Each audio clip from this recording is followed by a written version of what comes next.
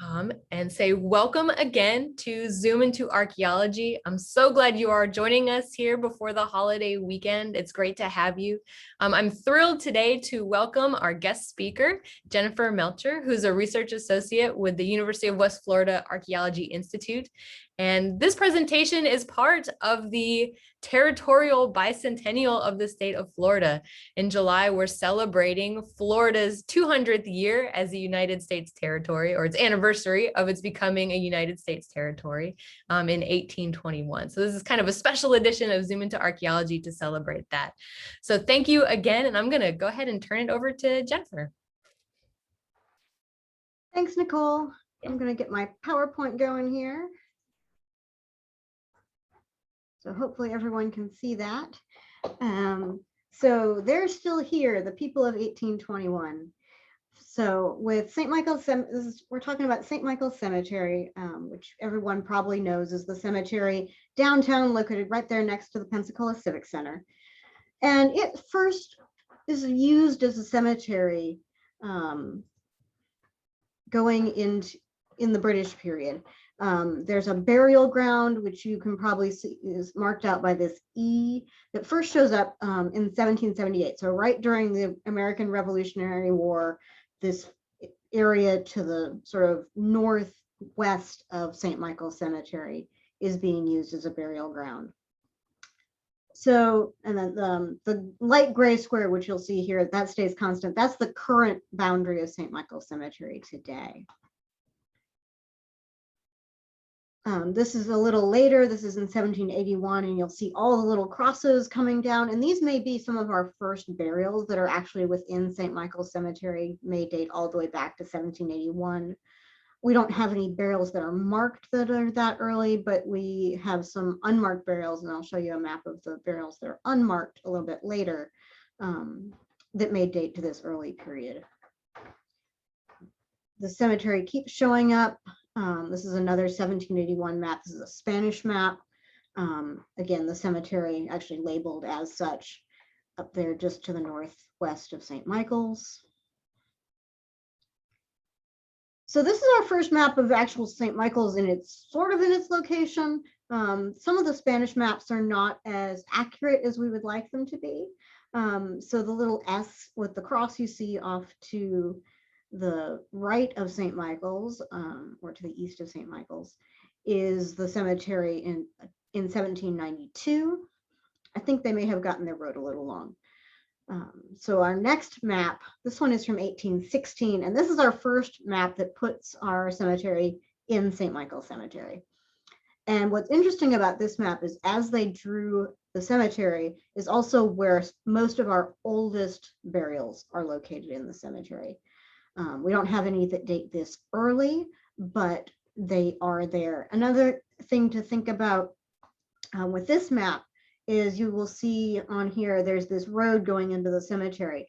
And what that road is actually still there today. That Colonial Road is the south road if you're approaching on Alkanese to the St. Michael's Cemetery. If you're coming up Alkanese Street from like the Florida Public Archaeology Network, then you will find yourself, the first gate into St. Michael's is this gate, and that gate actually takes you onto this old Colonial Road. And so our finally is the full grant that was given to the Catholic Church in 1827. This was a considerably larger plot than St. Michael's is today and included land to the south and to the east. Some of this was used for low-income housing at different points. Some of this was used as a landfill at some points. So it went through various usages, and you'll see the beginning of the creek down here. And that creek, if you've ever been downtown when it's really, really rainy, like we've had some lately, that creek is still there and it still fills up with water. So the south end of St. Michael's definitely sees some of that water intrusion. So our cemetery itself starts off, like I said, very early on in our colonial period. So in 1821, we have two burials, or if you walk around St. Michael's Cemetery, you can find two graves that date with a date before 1821. One of these, actually both of these have issues with them. One I'll talk about a little bit more later. And then one is basically a typo. The memorial to Stephen M. Cook, that style marker is more from 1900, not 1800. So at some point, somebody had a little bit of an engraving typo on that marker.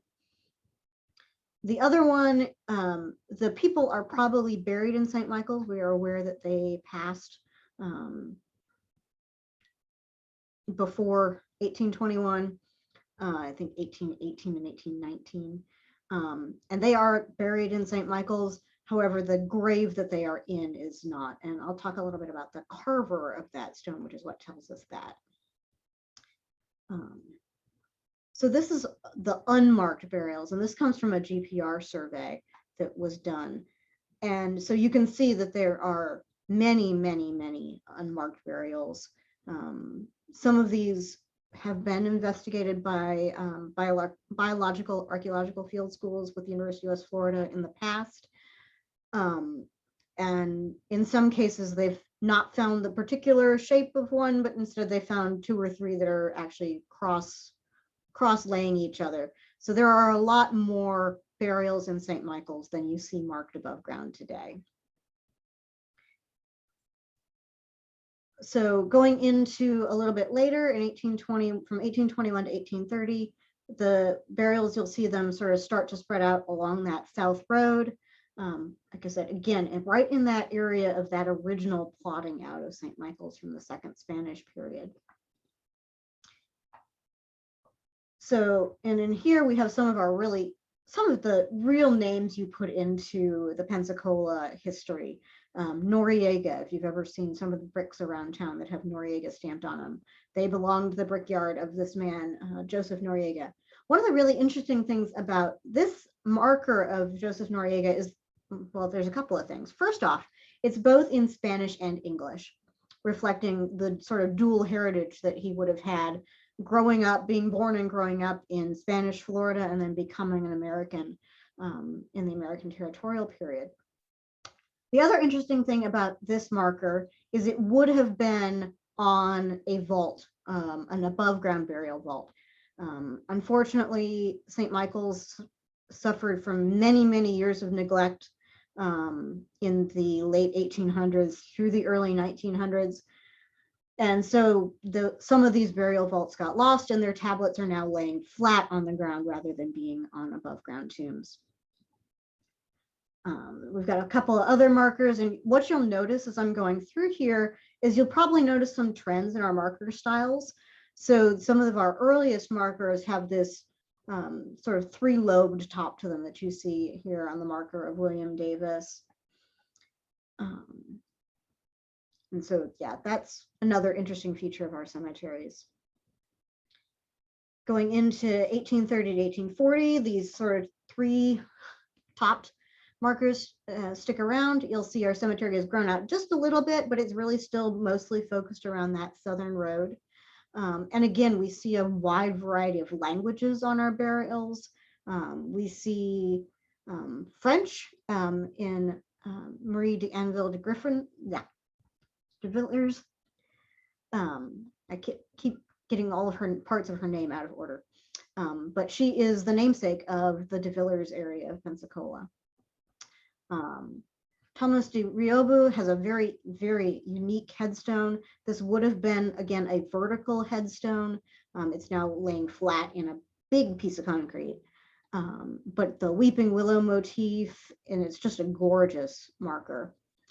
Also in this period, we have Dorothy Walton, who of course is the wife of one of the signers of the Declaration of Independence. So if you have a chance this weekend to go on the walking tour, you can pay your respects to someone who was right there for the signing of the Declaration of Independence. 1840, 1850, the cemetery continues to grow. We see more above ground tombs happening. And we'll see things like more of the fencing showing up. Again, we see different languages and all of that going on. This is another marker from, this one's from 1840, The marker, I think, is from about 1850. There's actually 4 people memorialized on this marker, and it's kind of hard to guess at which point that marker would have been put in. But you can see the marker in St. Michael's, and you can see some fairly similar examples in this advertising print. This would have been for a stone carver out of Philadelphia. And basically the marker is in 4 or 5 pieces, and it would have come down here in pieces, and then a local artisan would have assembled it.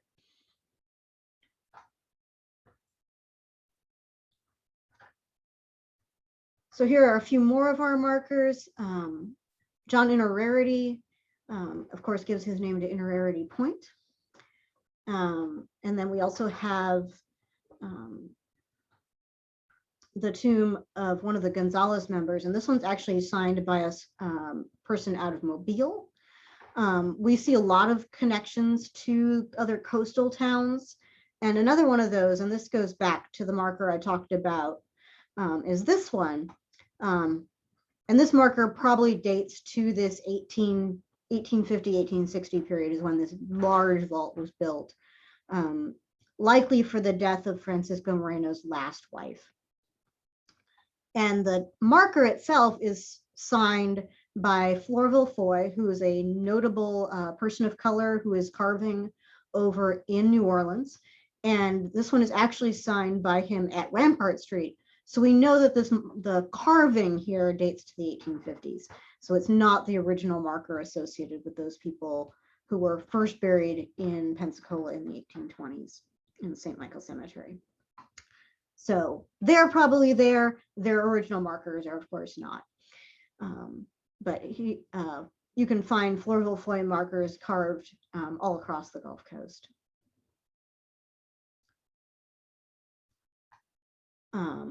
1860 to 1870. This seems to be when the North Road goes into St. Michael Cemetery. And so we start to see more burials happening in the north end of the cemetery post 1870.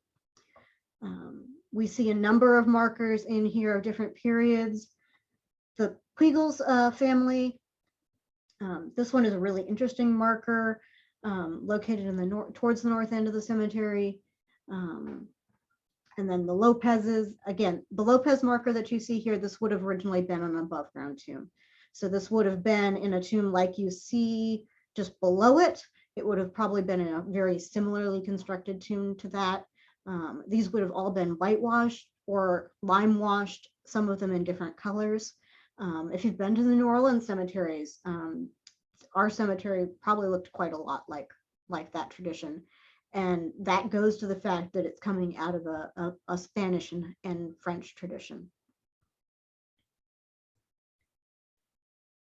So then we have these going into 1870 to 1880. This is when we really see our first big above ground tombs appearing in the Pensacola and St. Michael's Cemetery. Not just the sort of fairly simple above ground vaults, but the more elaborate family tombs. And then we also see some other markers that go to some of our famous Pensacolians. Dimitri Perez, he actually is one of our native Pensacolians. He's actually born here. He born here and died here. So one of the first markers for which that is the case. And then the Riera family had this large tomb, and unfortunately in Hurricane Sally we had some major damage to this tomb. It had some compromised issues on the front of the tomb with the arch, where the keystone had settled. So we were aware that we were going to have some problems with this tomb, and we were getting ready to do some repairs. And unfortunately with Hurricane Sally, wasn't the front that gave up, but it was the back. So after Hurricane Sally, we got to go down and document this. And I think as of now, the repairs are just about done, if not almost complete. So you'll be able to see the tomb in its all fully completed glory. And then these are just some more of the people who I find very interesting in St. Michael's Cemetery. Charles Evans and John Brosnahan, they both serve in the city at some point. I don't know if that's why their markers are so similar or if they just happen to come up with markers that are very much the same in nature, with his hand pointing up and the same inscription. The hand pointing up isn't uncommon in cemeteries, but the combination with the inscription, I mean, the only thing that's different about these two markers is really that one is a rounder top and one's the square. So they're both prominent Pensacolians. Brosnahan owns property in the north end of the county. There are landmarks today that still bear his name. And then Martin Hernandez, and this is a marker we were fairly able to add to our list fairly recently after it was repaired. So he is a man of Hispanic descent, and he is in a relationship with a woman of color. And my guess is that's probably why we're seeing the conch shell at the base of his headstone. We see a lot of shells associated with Native American and African communities, used as burial markers or as tribute, as offerenda. So that may be part of what's going on here. And his marker is another one of ours that is signed. This one is by a carver out of Mobile. The signature itself is pretty obscured, but you can clearly make out Mobile, Alabama. Again, we are constantly having these connections between Pensacola and the rest of the larger Gulf Coast. And the traditions we see in St. Michael's Cemetery are really reflective of the Gulf Coast Creole culture and the mixing of all of our different cultures. And I love the fact that we get to see all of that represented in St. Michael's Cemetery. And so I would encourage you to go and explore it some on your own. So what I did is I created a walking tour, and you can walk through and actually visit with everyone who we've been able to document in Pensacola in 1821 who was buried in St. Michael's Cemetery. So you can go and visit their grave marker. And the other thing is, and I would encourage everyone here to be part of it, the Pensacola Sampler, which is showing the pictures of people associated with St. Michael's Cemetery. And hopefully you guys can read all of this, and it gives you the website for both the 1821 Sampler and the walking tour. And I don't know how well that QR code might work via Zoom, but I encourage you to see if you can scan it, and maybe you can find it that way. And I'm going to see if I can find the chat box, which I have lost track of in Zoom. Nope.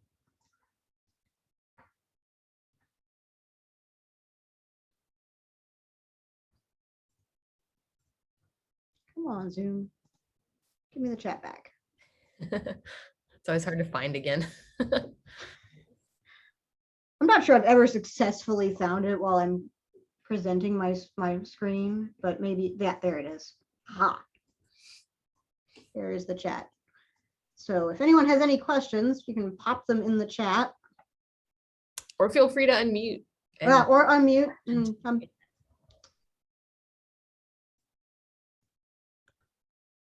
So here's a question. Maybe you know the answer to this, Jen. A lot of this, like we talked about, was kind of done in celebration of the 200th anniversary coming up for Florida and for Escambia County.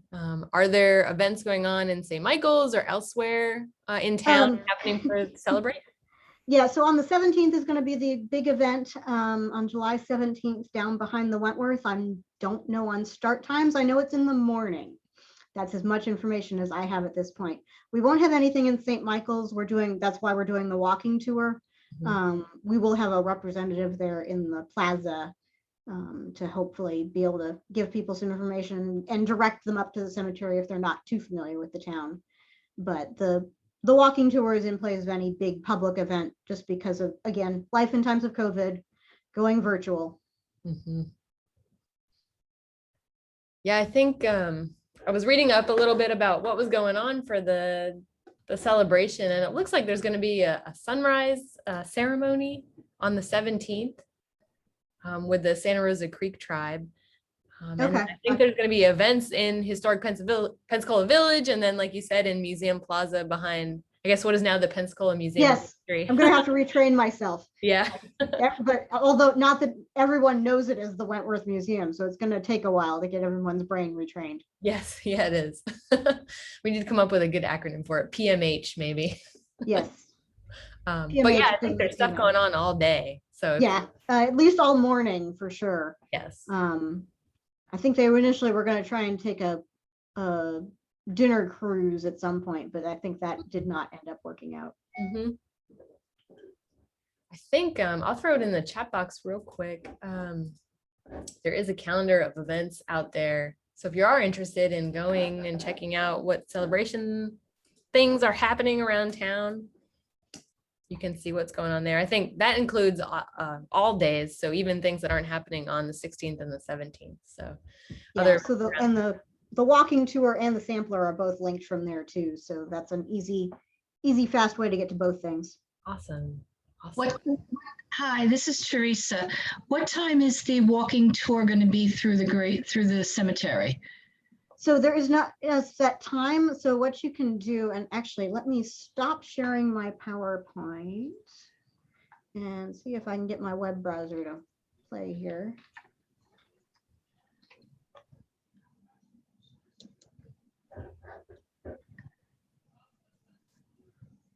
I don't know. This is my first Zoom, so I have no idea what I'm doing. That's been great. All right. So this is the virtual walking tour. No, but and you can actually go through here on your desktop, or you can go down to the cemetery and it will actually put a little dot on the map for you.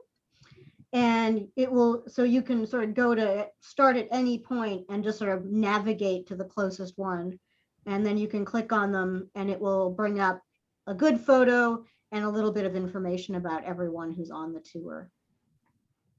no, I'm just wondering, you said that there might be people at the cemetery. I'm the one who's been cleaning most of these stones. Ah, hi, Teresa. I did not put you, Teresa, together with our volunteer. So thank you for cleaning all of these stones. But no. There's not going to be a walking tour the day of, but there's just going to be people in Museum Plaza directing people to the virtual walking tour. Okay. I just didn't know whether or not, like, if I should show up that day and just hang out, or we'll never say no. How about that? Okay. No, I find this stuff so interesting, and I've been into genealogy for 25 plus years, and every time I clean a stone, afterwards I go home and I look up everything I can about the people. And I'm finding it fascinating. It's teaching me all about Pensacola and the history, and there's links between them. Absolutely. So many of the people on this tour, you walk around and you go, oh, that's where that name comes from. Yes. So it's all the names throughout the town, especially downtown. Yes. Yes, I did. Today I did Felix. What was his last name? Felix Manuel. I can't remember his last name. Probably a Bonifay. That sounds like a Bonifay. Yes, Bonifay. Yes, I cleaned Felix today. one of the many Bonifays.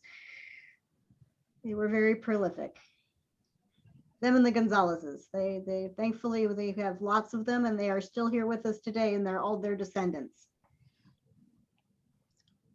Well, I'm happy to see the current pictures of the stones. Yep. Hopefully I'll be able to get down there and replace a few once you get them all cleaned up for me. And thank you for all your hard work and volunteering in the cemetery, Teresa. That's incredible.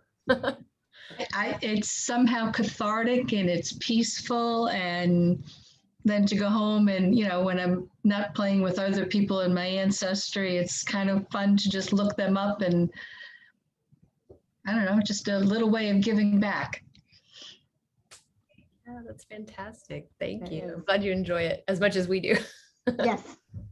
Well, that, and then, there's the other volunteer guy, I don't know his last name, but he just goes around and trims the trees and the bushes and keeps it so it's not overgrown. And it's just kind of nice. We just all sort of meet, and then we go out through the cemetery, and then we have a dog that comes visits us, and all kinds of people that walk through and ask questions. So it's nice now I can answer some questions about different people and different stones. Yeah, it's a wonderful thing, and we appreciate you and all the volunteers. The cemetery could not be there without all the volunteers. At least not in its beautiful state that it's in. It would look a lot like it did in some of the historic photos, which are very sad.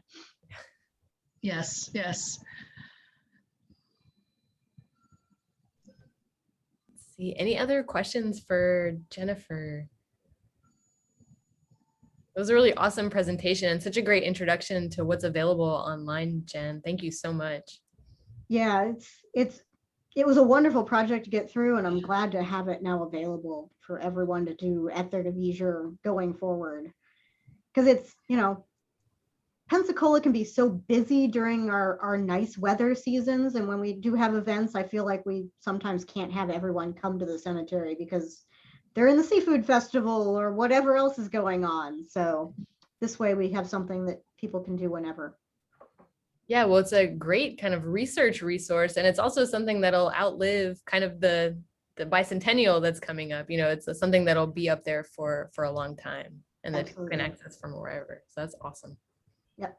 So hopefully there'll be more cemetery stuff coming up in the not too distant future. I'm hoping to get something put together for our African American cemeteries next. Awesome. Glad to hear it. Pensacola has so many historic cemeteries that, and like you said, the kind of the families in those places and the people interred there have kind of networks that go throughout the United States. So they're local, but they're much part of a bigger picture of American history. Yeah, it's American history. It's our Gulf Coast history. I mean, I joked with someone as I was putting this together that if you enjoy Mardi Gras, you should absolutely go visit all the people in our cemeteries who made Mardi Gras a thing in Pensacola. Yeah, we can thank them for that. Absolutely. That's awesome.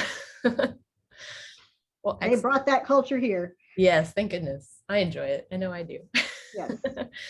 Well, thanks to everybody for joining us today. And thank you, Jennifer, for sharing your work with us. We really appreciate it.